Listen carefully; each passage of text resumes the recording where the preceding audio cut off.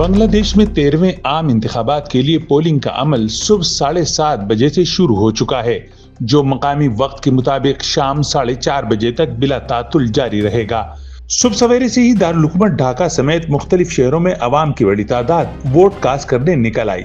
Polling स्टेशनों के बाहर अवाम की बड़ी तादाद अपना हक राय दही इस्तेमाल करने के लिए जमा हुए, जिनमें खवातीन, मर्द, जवान और बूढ़े सभी मौजूद हैं।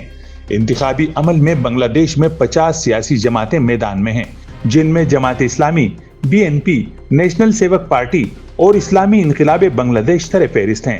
इलेक्शन लड़ने वाले उम्मीदवारों की मजमूई तादाद 2028 है, जिनमें से 1755 उम्मीदवार सियासी जमातों से वाबस्ता हैं, जबकि 273 उम्मीदवार आजाद हैसियत से हिस्सा ले रहे हैं।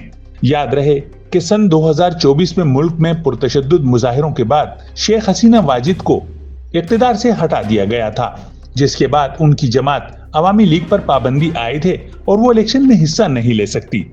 बांग्लादेश में होने वाला 13वां इलेक्शन कई वजूहात की बिना पर अहम और माजी के इंतखाबात से मुख्तलिफ है।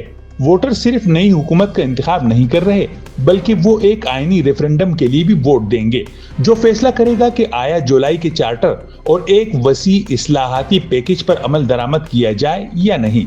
इन इंतखाबात में बैरून मुल्क मुकीम बांग्लादेशी वोटर्स की तरफ से भेजे गए बैलेट पहली बार कबूल किए जा रहे हैं।